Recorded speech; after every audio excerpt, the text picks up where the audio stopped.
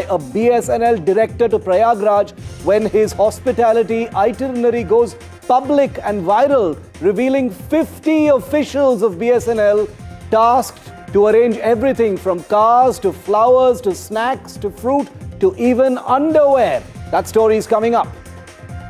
The Union Cabinet approves a proposal to change the name of the state of Kerala to Keralam. The move comes ahead of the Kerala Assembly elections expected to be held in April-May this year. Mamata Banerjee asks, what about renaming West Bengal to Bangla? Meanwhile, relief for actor Ranveer Singh. Karnataka High Court directs authorities not to take any coercive action against him over the mimicry of the iconic Kantara Daiva scene. And on the show tonight, Indian Youth Congress Chief Uday Bhanu Chib arrested. The gloves are off after the shirtless protest during the AI summit last week.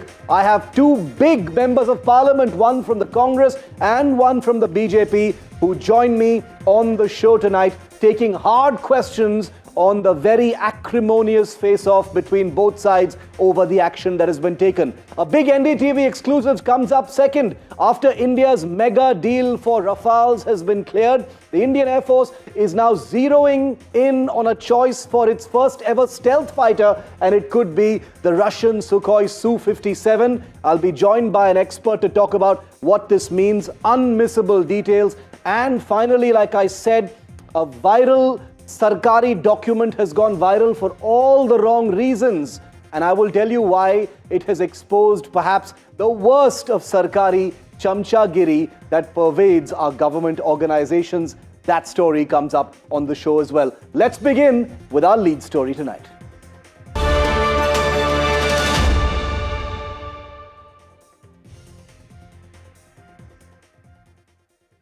Viewer, let me start by saying this absolutely clearly. The arrest of Indian Youth Congress Chief Uday Bhanu Chib and several others, in my personal view, is an overreaction. Completely disproportionate to the shirtless protest their organization staged at the AI summit in Delhi last week. I said it then and I will repeat it now.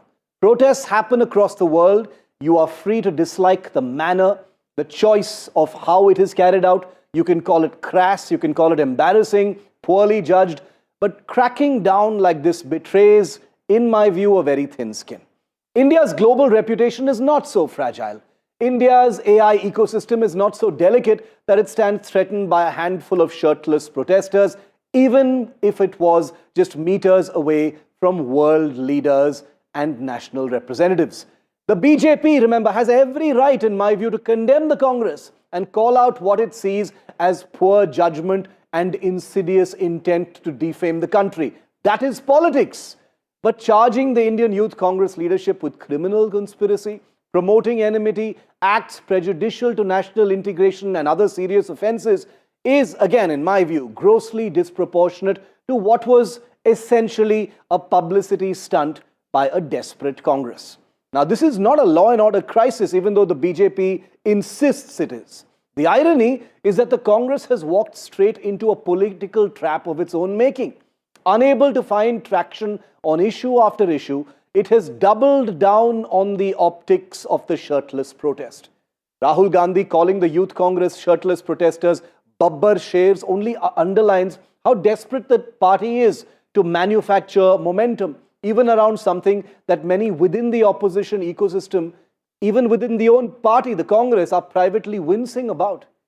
The BJP, of course, has seized the moment to paint the Congress as unruly and unserious, even dangerous to peace and order. You may disagree, but that's politics. But bring the police in and start arresting a bunch of guys who took their shirts off, no matter how annoyed you are about it, is just a little absurd. There has to be a sense of measure. But the Congress cannot escape a larger truth. And this is what matters in election season. Its protest has shifted the debate away from the India-US trade deal and farmer concerns that it had claimed to raise by taking off its shirt. Instead, the national conversation is about its juvenile taste, its judgment and its desperation. From opposition partners like Akhilesh Yadav, people in the RJD and other parties, from opposition partners to party members, most in the opposition ecosystem are frowning at this shirtless protest. Because politics is not just about issues, it's about execution, about perception. And the shirtless showdown has reinforced a growing view that the Congress is not a serious political alternative, happy to indulge in silly antics. The public understands the difference between shock activism of the Greta Thunberg variety and a mainstream national party seeking power. Yes, the Congress has a right to protest. There are no ifs and buts on that. Yes, it chose a global stage to do it, no problem. But if the choice was poor, the political fallout is its own making. And it cannot sulk about the BJP latching onto clips showing summit staffers and public thrashing and chasing the shirtless protesters with instinctive anger. But I repeat, none of this, absolutely none of this warrants the heavy hand of the law. हमारे जो youth Congress के बब्बर शेर हैं, हमारे youth Congress के लोग, हमारे कार्यकर्ता बब्बर शेर, आप किसी से नहीं डरोगे, आप किसी से नहीं डरोगे। आप में कांग्रेस पार्टी का खून है, देशभक्ति का खून है। आप हरी क्रांति लाए, आपने देश को अनाज दिया, भोजन दिया, वही काम नरेंद्र मोदी ने खत्म किया है। आपको डरने की जरूरत नहीं है। राहुल गांधी अब राष्ट्र विरोधी ताकतों के प्रवक्ता बन गए हैं, भारत विरोधी एजेंडा चलाते हैं, नकारात्मक राजनीति को बल देते हैं, अराजकता फैलाने का प्रयास करते हैं। इंडिया एआई समिट, जिसकी प्रशंसा पूरी दुनिया कर रही है, बहुत सफल समिट हुई, वहां पर शेमलेस और शर्टलेस नंगा नाच करके अभद्र प्रदर्शन करते हैं। राहुल गांधी जी की राजनीति क्या विदेशों से तय हो रही है? क्या कांग्रेस पार्टी विदेशियों का एजेंडा चला रही है? And joining me live now to talk about the arrest of the Indian Youth Congress president is S. Jyotimani, Congress Lok Sabha MP from Karur in Tamil Nadu. Ms. Jyotimani, welcome. Thank you for your time here on NDTV. My first question to you, madam, your reaction to the arrest of the Youth Congress president today, do you see this as, legitimate law enforcement, as the government is claiming, that there are trespassing charges, etc., or political targeting by the government? See, this is a very strongly condemnable act by the government. In a democracy, peaceful protest is not a crime. But selling a nation to another nation is a crime. So that's the difference. If a youth Congress people is not protesting for such a criminal act, then who will protest? It is very clear that Honorable Prime Minister and the ruling BJP has succumbed to the pressure of the US President Mr. Trump and sold out our country. We will see the disastrous impact in coming days and years. Our traders, our MSME, our aspirational youth, our farmers, everybody's interest is compromised for a Eastern point. So in such a situation, a youth congress is protesting. The protest is very peaceful. The protest is about raising the voice. Protest is in support of the country. Then what is the reason for this arrest? This government can't stand up to even small criticism. Even the voice raising a voice for right issues. Even leader of opposition in a Congress party style is not allowed to talk because he will talk in favor of the nation. He will condemn this kind of wholesale deal which is completely compromised the Indian interest. So this kind of attitude will only be justified by the despotic government, not by the elected government, elected by the people. This is completely unacceptable. They will bring all kind of theories now. But we are in opposition. We are wanted to fight for this country. We are all people who have a very strong values, strong national interest, unlike BJP. We will fight this out. Just because of actually they are arresting our leaders, arresting our people. They spread rumor against MPs and they are trying to silence the leader of opposition. We will not be silenced. We will continue to ask questions to this government. We will continue to raise questions against the power. Okay. We will truth to the power. They can't stop us from doing a service to people and the country. And I just want We are not covered by, cowed down by this kind of act. Okay, I hear you, madam. And I just want to say here as a journalist that my personal view about all this is that the arrest of individuals in this entire matter, in my personal view, is completely disproportionate. You can have political opposition, you can have a political fight over, propriety, etc. But I personally believe that any action of the kind that is being taken, whatever be the justification, is totally disproportionate. But Ms. Jyotimani, you've been part of the Youth Congress. So I ask a bigger question today. You've talked about how these protests were supposed to highlight certain issues as far as the trade deal and surrender, etc. is concerned. I wonder whether it has missed that mark because the entire conversation is now over propriety. Even within the opposition, madam, even within the Congress, there is criticism that the shirtless protest at the AI summit was tasteless and counterproductive. How do you see that? It has not conveyed the intended message. See, I respect everybody's right to have an opinion. Congress party is a democratic party. Within our parties, actually, there are many voices always. Also, we respect our alliance or opposition parties to have their opinion. Everybody is entitled to have their opinion. See, I would like to tell you something. If you're able to recollect, the Manipur woman has staged a naked protest. Can you remember? Yes. So that is the extreme form of protest. Will you say there's a property issue? No. The same way, Youth Congress protest also happened in a very extreme situation to highlight the issue to save the country. You should understand the differences. Extraordinary situations warrant extraordinary steps. This is one of the extraordinary steps because the situation is very, very extraordinary in this country. Prime Minister of this country and the ruling party of this country has been accused of compromising our national interest, our sovereignty, our future to the US president. So in such kind of things, actually, ordinary protest will not be sufficient in my view. Nothing about just because of this Youth Congress people are removing their shirt and protest, you should see the importance of that issue, not the propriety or they are removing the shirt. Removing the shirt or removing the cloth, always not necessary to see in an awkward manner. Sometimes it's very highly political. In fact, on the day that this protest happened, Ms. Jyotimani, I did a show where I actually said that at international events around the world, protests are actually quite common. They are only to be expected, whether it is G20, whether it is the G7, whether it is the WTO meets, etc. In different cities. Protests do happen. They are actually almost expected. I am only wondering about the choices that were made. At a global event meant to showcase India's tech ambitions, did this protest strengthen your political message or end up embarrassing the opposition? You have been a street fighter, Jyotimani ma'am. You've been in the Youth Congress. You know about the choices and how it is a fine line between, handing ammunition to your adversaries and getting your point across. In this case, it appears to be even within your ecosystem, people are criticizing you. Sure, I appreciate your understanding. As you said, this is happening across the globe.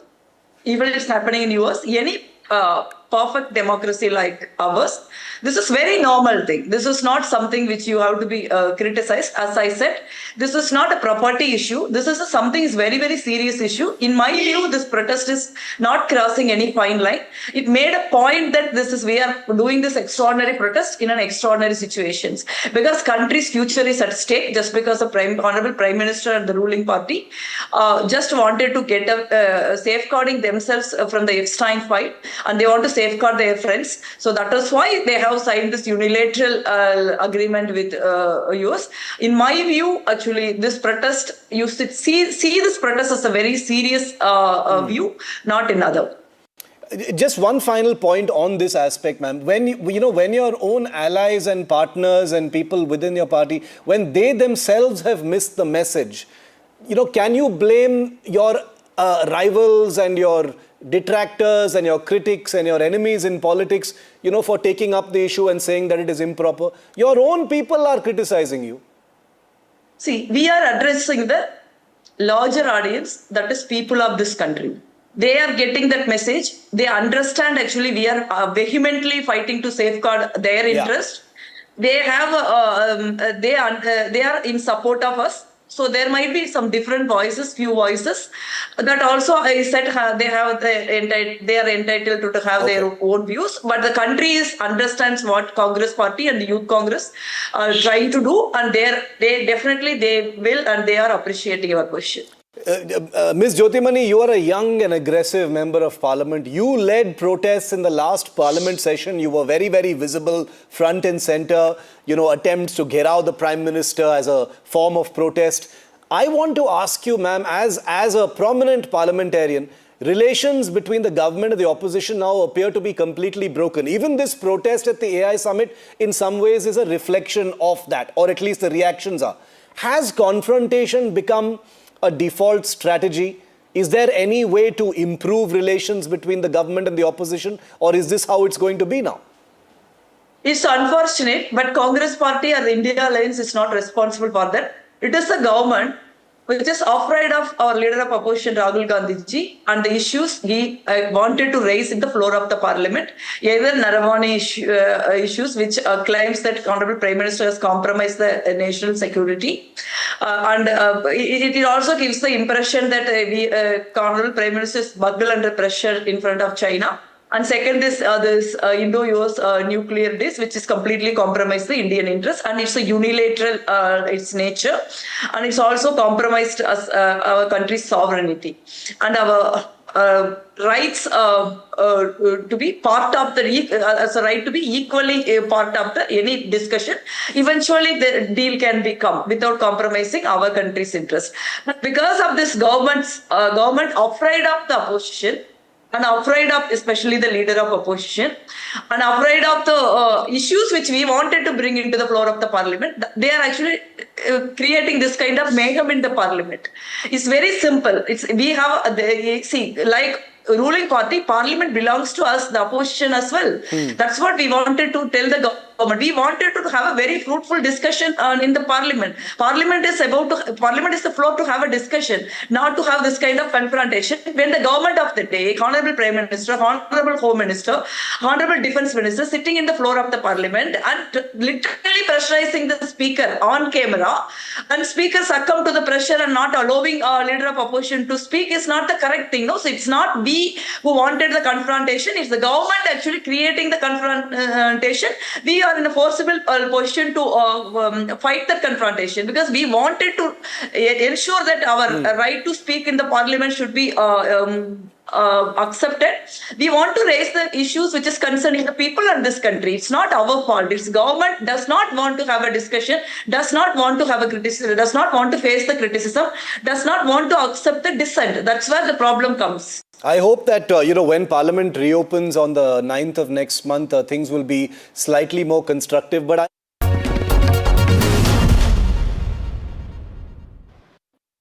And also joining me to talk about the arrests of the Indian Youth Congress President and several others in connection with the Shirtless protest is BJP Member of Parliament, Sudhanshu Trivedi. Sudhanshu ji, welcome. Thank you for speaking to me tonight here on NDTV. Let me begin with the basic question. Why, in your view, was arrest deemed necessary at all for what was essentially a protest, however controversial its form may have been?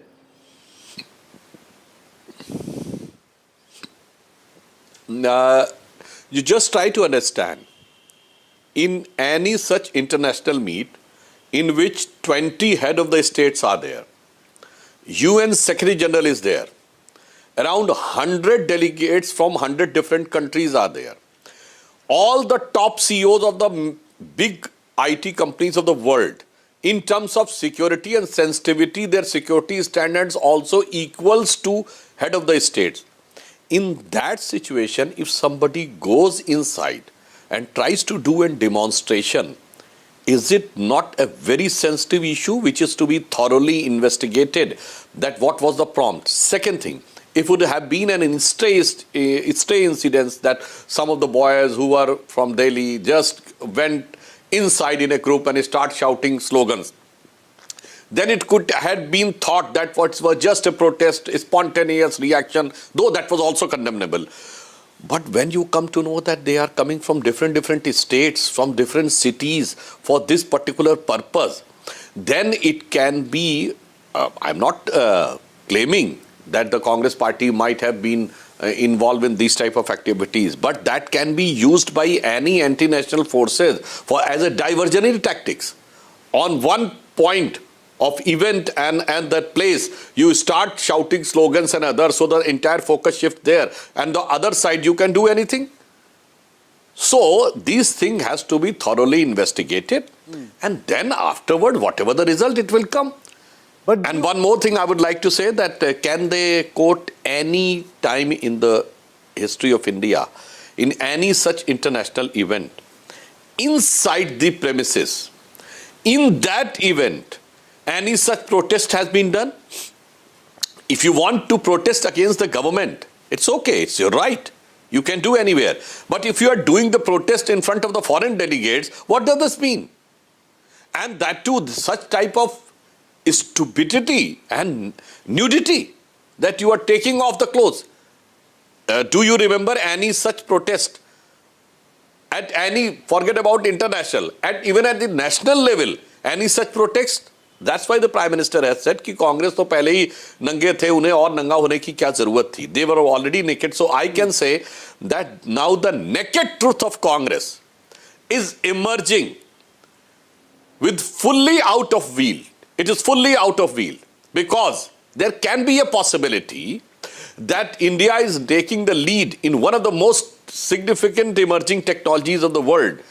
So several companies or several forces standing outside the country might not be comfortable with India emerging from there. So they might have triggered a button that try to do something so that the entire thing should be washed out and India should have a bad name in this.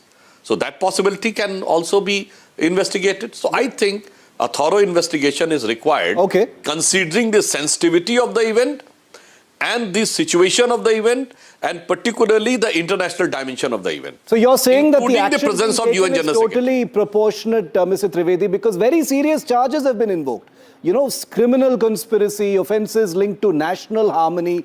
You know, some would say this is disproportionate to what was ultimately a publicity stunt rather than a law and order threat. How would you respond to that, sir?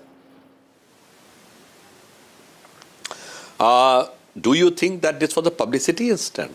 If this is publicity stunt, then I can say that previously Congress was posting an AI images about BJP leadership. Means they are not able to fight or confront the government on the concrete facts. So you have taken the side of the fig of the imagination. So 1, 2, 3, you are doing the AI images from the official handles. And now if you are saying just for the publicity, you are trying to expose. मतलब जिसे हम ये कहते थे कि if any actress of C-grade film just try to attract the attention, try to expose the body. So I think the Congress is trying to do this. मतलब इसे हिंदी में कहते हैं ध्यान आकर्षित करने के लिए अंग प्रदर्शन के स्तर तक आना पड़ रहा है. अगर ये है कि just to catch the attention. Because Mr. Trivedi, the Congress says that this action of arrest shows that the government is thin-skinned and unable to handle protest and dissent. How do you respond to that specific charge, that the state has reacted with excessive sensitivity?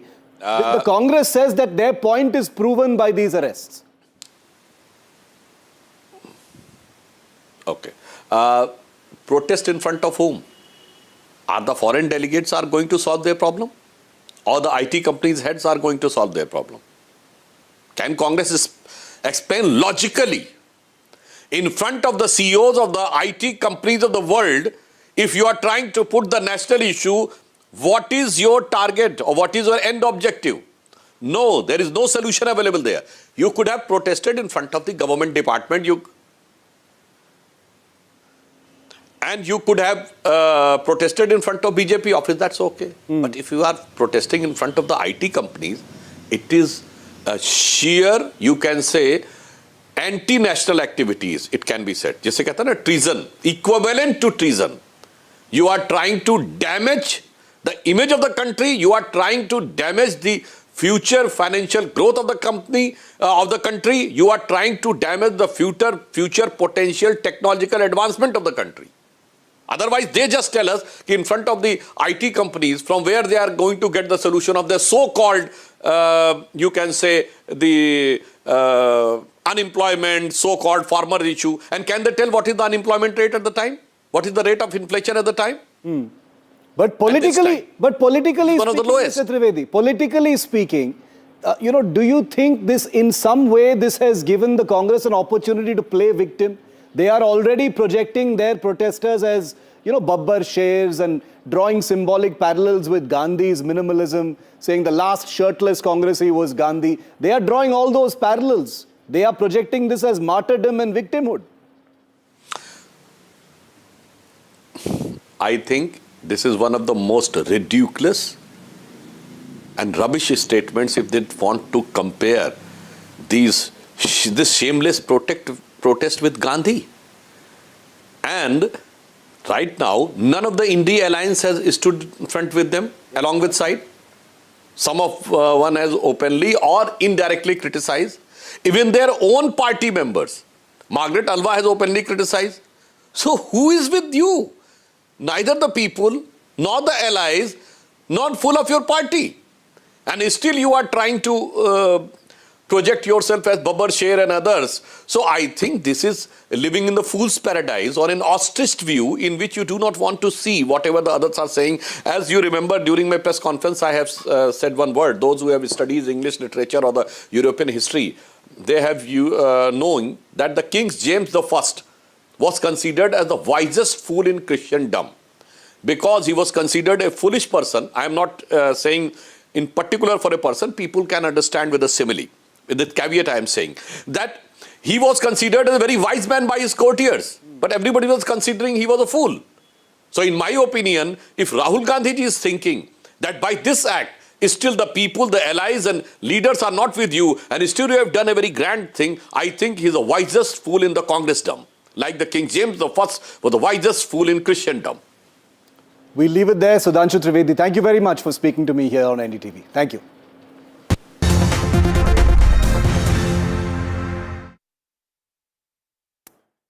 Meanwhile, days after the Ministry of Defence cleared the decks for a massive deal for 114 Rafale fighters, a new reality check is emerging from within the Indian Air Force. Reports now suggest that the Indian Air Force is increasingly uneasy about its glaring lack of stealth fighters and is now actively looking at Russia's Sukhoi Su-57. That's what you're seeing in these pictures. This is a choice that is already controversial, the Su-57. But first, let me tell you the facts. The Indian Air Force approaching some kind of a decision on its first ever stealth fighter comes at a moment of confidence because after Operation Sindoor, India's non-stealth fighters like its Rafales and Sukhois delivered a crushing message forcing Pakistan to the ceasefire table. But the Indian Air Force knows victory in the last battle does not guarantee dominance in the next air battle that may happen. Because the next air battle will look very different. With stealth fighters, Pakistan is said to receive from China. China itself is rapidly expanding one of the world's largest stealth fighter fleets, and that leaves India staring at a very serious vulnerability, a widening stealth fighter gap that could shape the balance of air power in any future conflict that may be right ahead. The problem is timing. India's homegrown stealth fighter effort is at least a decade away. Western options are either unavailable or politically complicated, which is why, despite all the debates around cost, capability and reliability, Russia's Sukhoi Su-57 is now being described as the only near-term option before the Indian Air Force, and that is why it is now poised to make a formal selection of this aircraft as India's first stealth fighter. It's not so much choice, it is actually really about compulsion. Now let me tell you a little bit more about what this is really all about. And I want to break it down so you understand, viewer, holistically what this story is about and why it's important. First of all, what is a fifth generation stealth fighter? A fifth generation stealth fighter has an airframe that is shaped specifically in order to evade radar. If you look at all fifth generation fighters, they've got that very aerodynamic kind of shape that you can tell. They are made of radar absorbent materials to make them low observable. They are built for operations in contested airspace because radar can't detect them easily and therefore they're practically invisible. They've got internal weapons for low observability. They've got advanced sensor fusion and electronic warfare.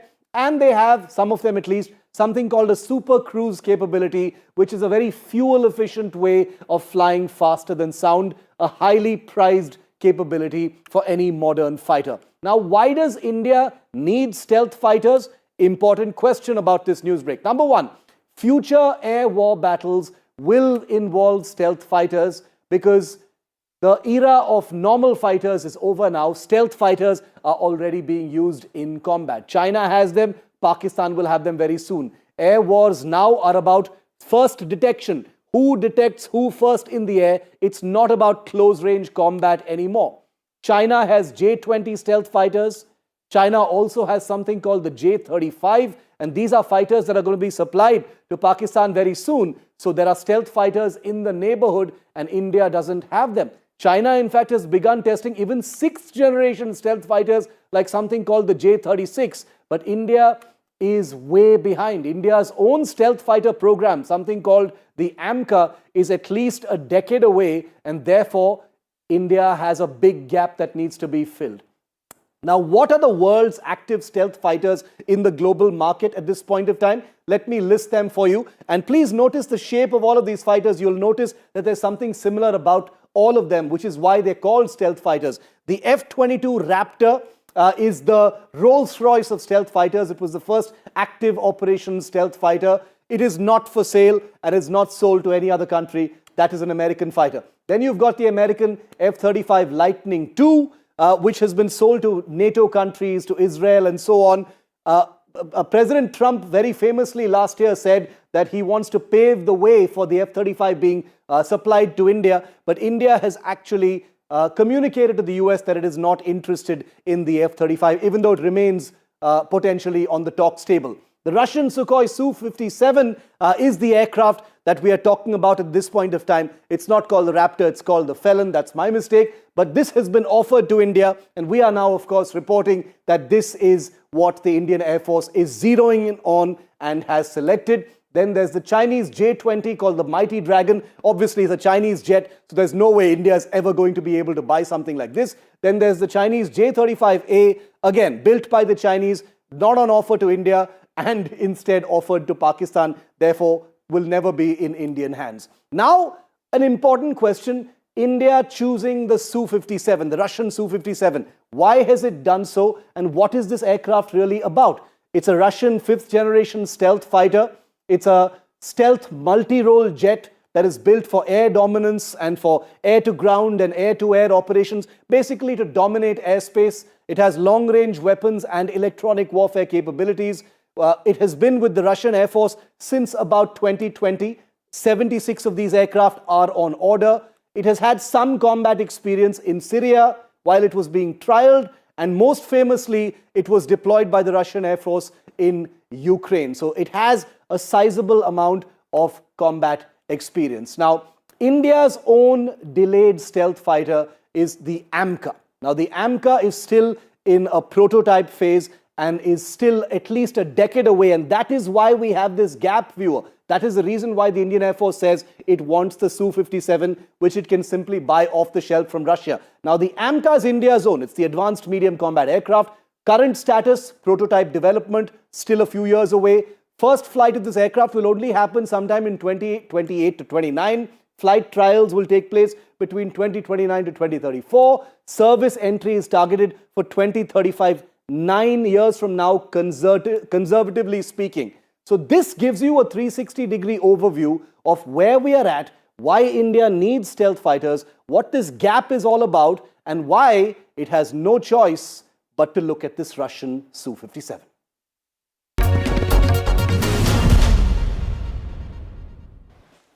And joining me from Pokhran today, I've been able to grab my friend Angad Singh, also our favorite air power commentator, for a quick word on this story we've been doing. Angad, good to see you. Thanks for taking the time out. I know you're there for very exciting things. There's the Vayu Shakti show that's coming up in a couple of days. But on the show today, we're talking about these reports, Angad. You and I have been through this before, about the Sukhoi Su-57 suddenly being top of the pack. India is apparently homing in on choosing this Russian stealth fighter as a kind of stopgap arrangement since we don't have stealth fighters. I was wondering what you thought about that, Angad.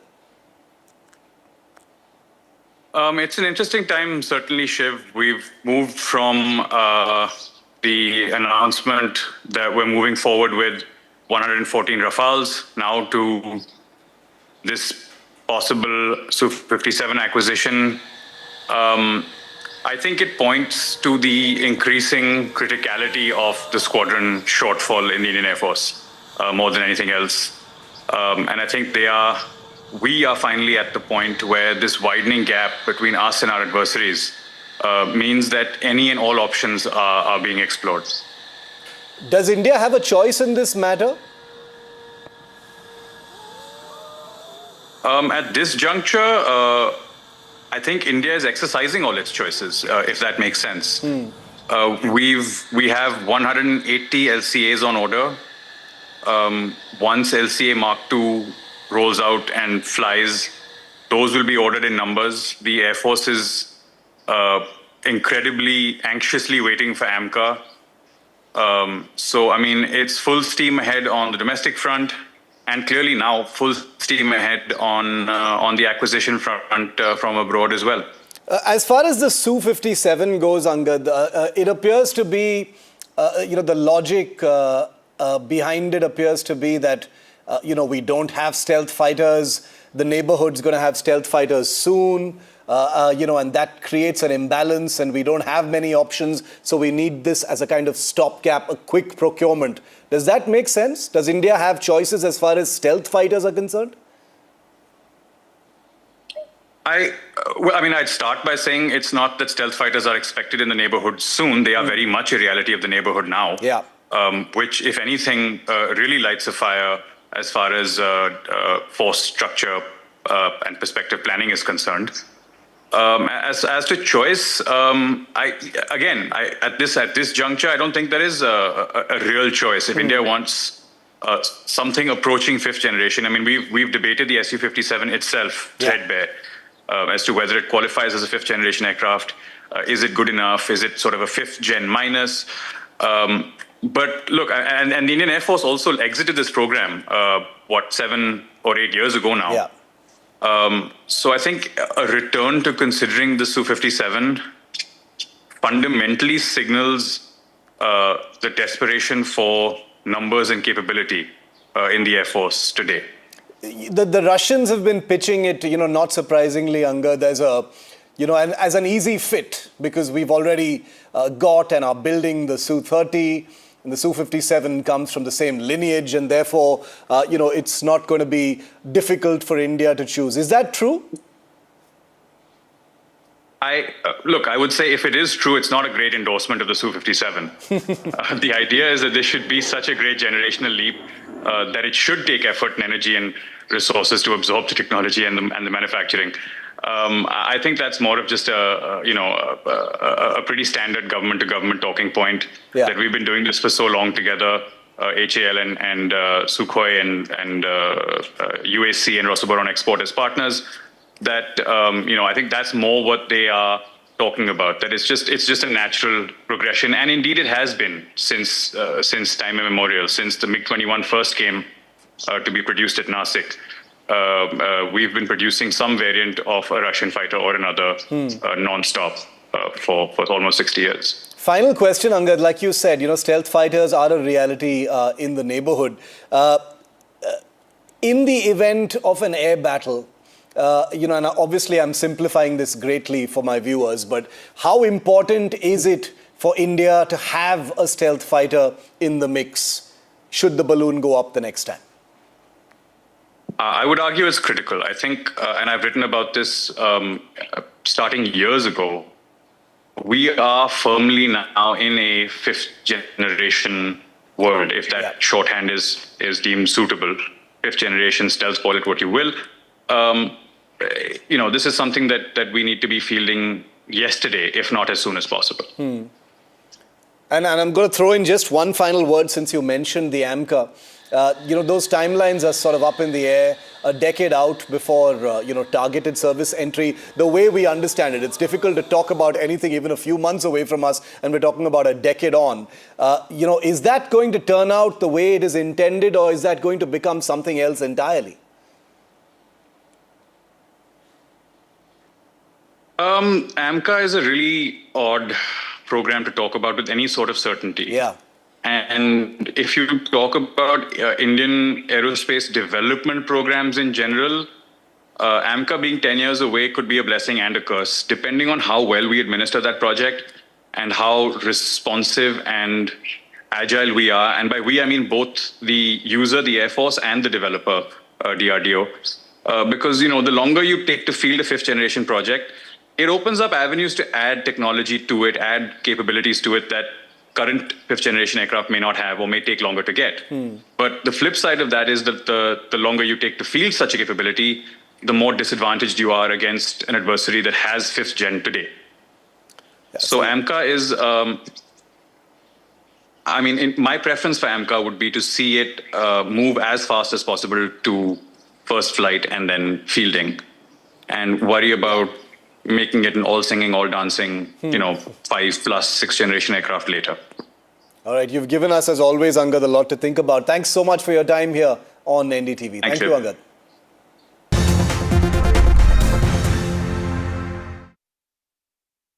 And one of the first combat operations that the Su-57 aircraft actually saw was the Russia-Ukraine conflict, which began on this day 4 years ago. Russia's invasion of Ukraine has virtually reshaped Europe's future. Talk about historic NATO expansion to a surge in defense spending and military coordination. The war has transformed the European continent's security landscape. Here's how 4 years of conflict have changed Europe.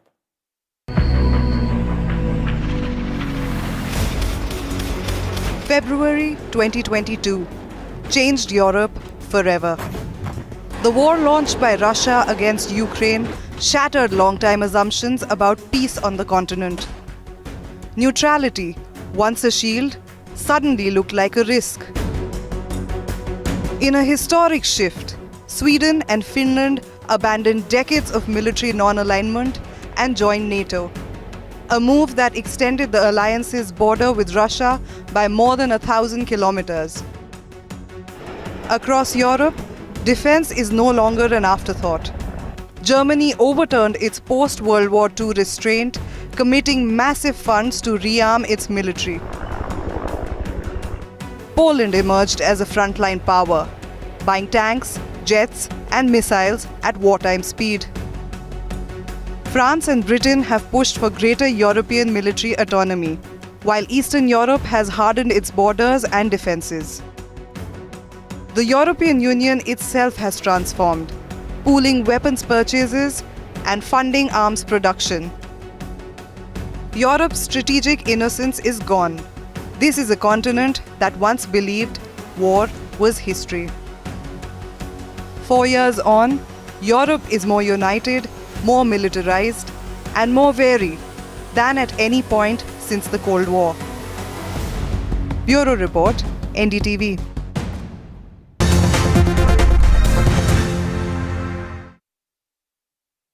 And from Russia, Ukraine's 4th anniversary, to the country where the next big American attack may happen. Of course, I'm talking about Iran, where the supreme leader of the country, Khamenei, is ordering multi-layered succession plans.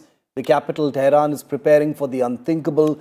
Ballistic missiles, naval drills, and fortified command chains now show a nation ready for war, even if its top leaders are actually taken out. Take a look at the latest.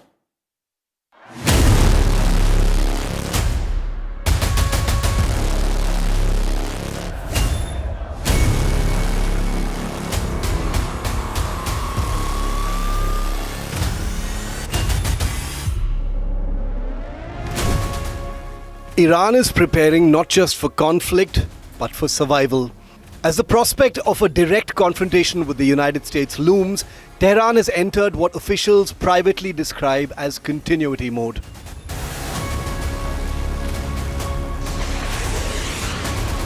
Missile forces are on heightened alert. The Revolutionary Guard has intensified drills across land, sea and air, and the most striking change is political.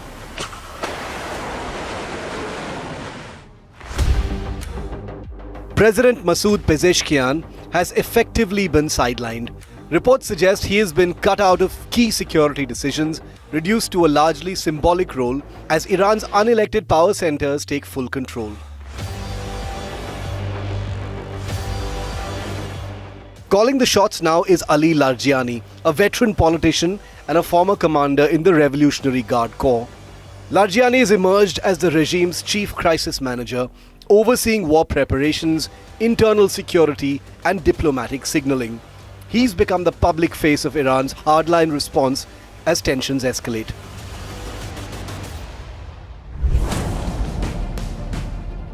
At the very top, Supreme Leader Ayatollah Ali Khamenei is preparing for the unthinkable, in a move that underscores how seriously Tehran views the threat of war or assassination. Khamenei has reportedly ordered 4 layers of succession for every major military and government role that he personally appoints.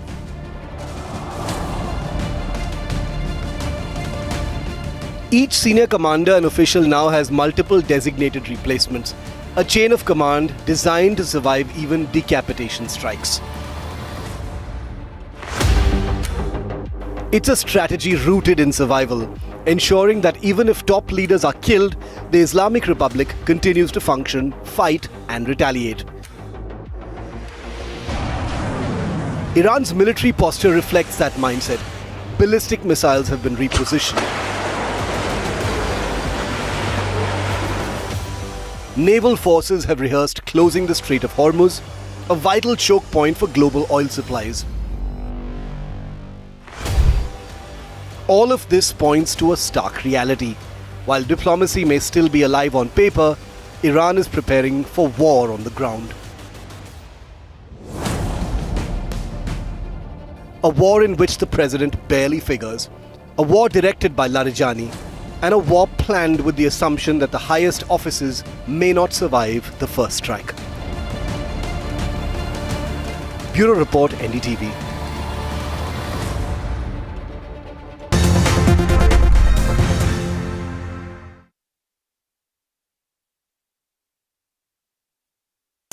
And finally, a story that would be hilarious if it wasn't such a tragic window into the decay of a public sector giant kept alive on taxpayer oxygen. A planned visit, viewer, a planned visit by the director of state-owned Bharat Sanchar Nigam Limited, better known as BSNL, to the Triveni Sangam in Prayagraj has exposed a level of VIP entitlement so staggering that the visit itself now stands cancelled after nationwide ridicule. Now pay very close attention, because a leaked copy of the protocol deployment for the BSNL director has gone super viral, and for very good reasons. I cannot believe my eyes while I was reading it. Just listen to what this army of officers detailed in this hospitality protocol for this BSNL director, what they were deployed for. A senior officer, I'm not making this up, a senior officer has been tasked with carrying the director's personal kits, including underwear, combs, slippers and toiletries. Another team of officers assigned to buy chocolates, fruit, juice, dry fruits and mineral water. Officials are separately deputed to arrange towels in the vehicles, fresh towels. Officers to escort him to temples, manage rituals and even coordinate prasad. Separate teams of officers, all officers, engineers, etc., to look after nameplates, mementos, bouquets, carpets, welcome banners and flower stands. And if that wasn't enough, officers of BSNL were assigned to supervise snacks, crockery, hotel room comfort items and even the arrangement of slippers. Separate officers for each of these incredibly daunting tasks, all of it beautifully detailed in an official protocol document by BSNL. Each assignment basically an opportunity, as you can tell from this, for an officer to be seen to be doing some seva for the boss. You can call this a hospitality checklist, but I call it institutionalized chamchagiri that is typical of our sarkari organizations. Shaken by the virality of this document, it's all over social media. BSNL says that this was the work of an over-enthusiastic junior staffer, which I find frankly very hard to believe, because this document clearly assigns responsibility to senior officers across departments. Nobody drafts something like this, especially for a visiting director, without a culture that actually expects this kind of behavior. And remember, this is BSNL, a company that has survived only because of massive government lifelines. Did you know that since 2019 alone, the government has approved revival packages worth over rupees 3 lakh crore, including 1.64 lakh crore revival in 2022, another 89,000 crore rupees support in 2023, a company on financial life support. But please look at the priorities. An army of babus, sarkari babus, carrying the director's underwear, using public money like a personal hospitality fund to butter up the boss, while the organization itself continues to decay from the inside out. When was the last time you heard about BSNL in public? Yes, the visit has now been cancelled. Yes, BSNL has issued a clarification and we are reflecting that. But the real story is not the embarrassment. The real story is the mindset. Because this document I have in my hand reminds us of something deeply uncomfortable, something we've been used to in this country. In too many of our sarkari institutions, performance is optional. Chamchagiri is not. If you have been, thanks for watching India Matters. I'll see you at the same time tomorrow. The buck stops here with Padmaja. Comes up next.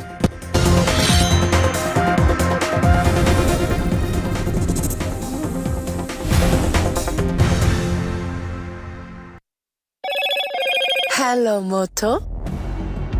Motorola, India's leading AI smartphone brand. Motorola Signature, India's #1 camera phone. Grab Motorola Signature today.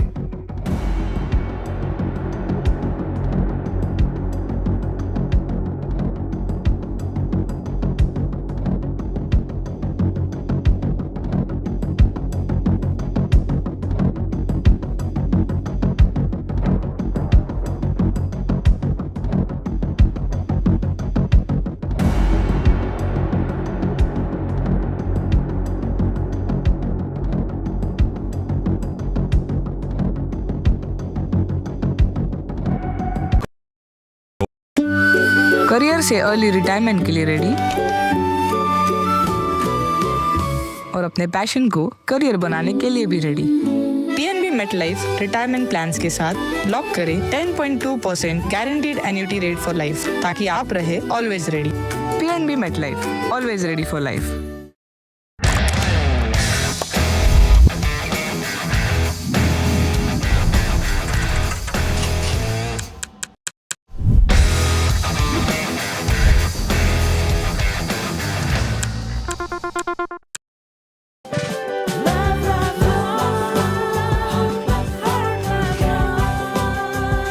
We respect our loved ones lifelong too, don't we? Just like Tata Power Solar Roof, best quality solutions, lifelong service guarantee and unmatched expertise. Ye on the quality lifelong. After the roaring success in Delhi, Hyderabad and Mumbai, the NDTV DP World PGTI Golf Pro-Am now travels to Ahmedabad. India's finest professionals, the city's most accomplished business leaders. Great golf, great company. NDTV DP World PGTI Golf Pro-Am. The course of champions, the conversation of leaders. 8th March, Kalhar Blues and Greens, Ahmedabad.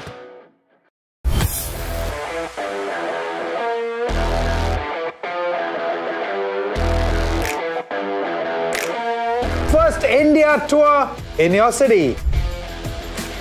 Rock on with Shankar Ehsan Loy and Siddharth Mahadevan and Shivam Mahadevan. 5 times melody, 5 times masti with NDTV Good Times. Go, grab your tickets.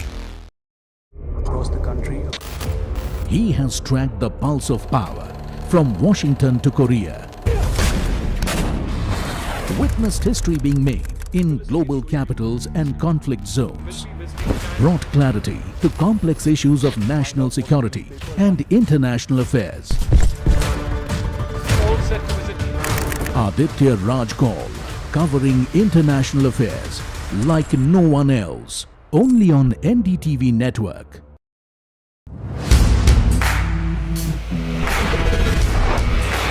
Alright team, our new order show is ready. Now we need a promo. Something cool, something sharp. Well, I'm sure we'll be having outstanding reviews, solid suggestions, Expert advice. The latest trends. It's a lot simpler. We'll help people make the right auto decisions. It's got the cool stuff, geeky stuff, serious stuff, all of it, so that you can discover, decide and drive. I'm Siddharth Sharma and I am your Automate.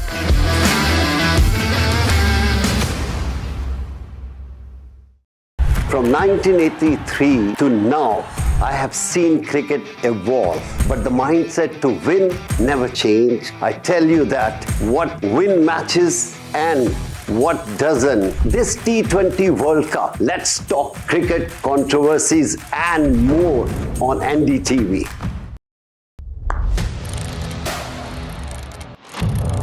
What seems settled for me is unfinished business. So I rewind, I pause, I reflect, I dig until what's buried stands up to be counted. Breaking ground, not just headlines, the meaning behind them. This is Breaking Ground with me, Vedika Sood. Straight from the heart of the newsroom to the core of the stories shaping your world. Join me, Gargi Raut, as I track all the developments as they break. Live from the NDTV newsroom, weekdays at 4 p.m.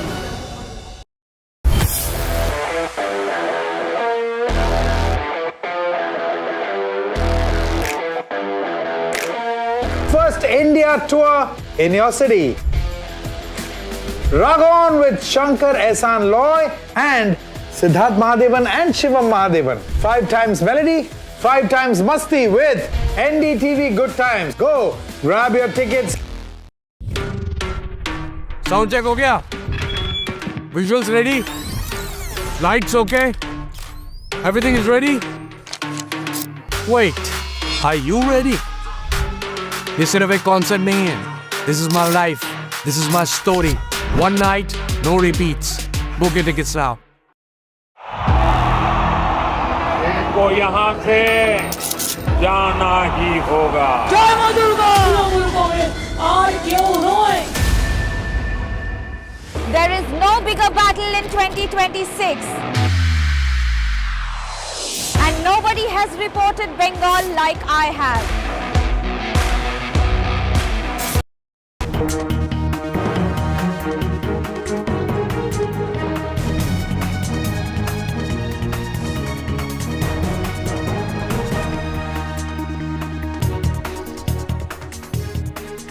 Good evening and welcome. Thanks very much for tuning in to NDTV. I'm Padmaja Joshi, and as always at 9 p.m, the buck stops here on the biggest story of the day and something that you have been talking about all day. In fact, for the last 4 days, India is wondering what really to make of what happened at the AI Impact Summit at Bharat Mandapam in Delhi. Is it a protest gone completely off the rails or actually a threat to the country? What does one make of the shirtless agitation by the Congress during the AI Impact Summit? Now, one thing is absolutely clear. Far from being defensive about the protest that has attracted discomfort and denunciation from allies and adversaries alike, the Congress has now thrown the full weight